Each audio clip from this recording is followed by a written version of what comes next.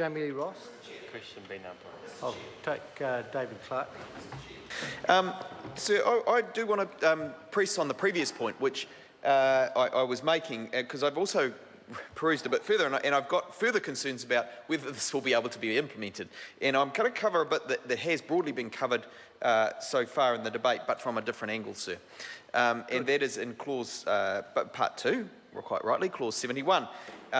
We're talking here about software packages that are accepted and able to be used. And I go back again to the ability of the Inland Revenue Department to work with these packages and whether this will indeed be able to be implemented.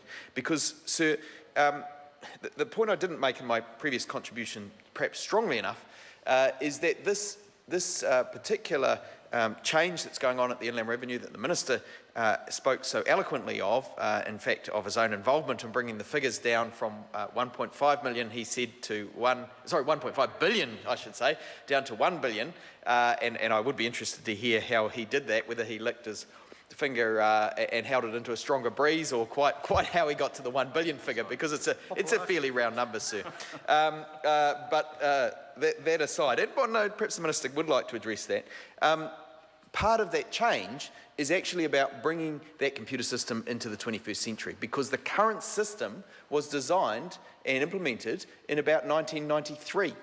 Now that is 10 years at least before Facebook came on the scene. It's about the time that Excel spreadsheets were being invented and used, and sir, certainly things like Twitter and all kinds of other things that we use as MPs in our daily correspondence with constituents, we're not even dreamt of.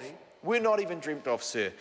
So the existing system we've known has been a legacy system that has not been able to deliver the modern tax system we need. The Prime Minister said, I think it was in 2012, it was certainly on a Valentine's Day, because I described it as a Valentine's Day promise at the time, when I was a tax spokesperson for the Labour Party, that he would be horrified to think that policy was being held back because we had a computer system to deliver our taxes that was out of date. And we now know, and as I said in my previous contribution, that in fact some proposed tax changes have had to come back to this House because they could not be delivered by the existing tax system.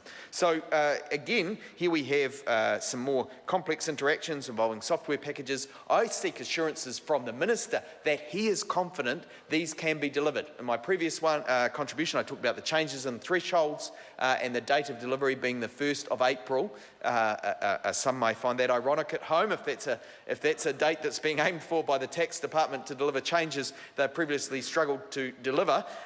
Whether the Minister has sought the assurances that these changes can be put in place without this legislation having to come back to the Parliament to be reversed out again, and of course we know that has an associated cost. The cost of running this Parliament is well over $1 million, I think, for every bill that goes through. I hope I'm right in that. It's a figure I looked up a long time ago. I was certainly surprised at all of the departmental costs that goes into it, the staff, the MPs' salaries, the whole works of Parliament. Democracy is an expensive thing.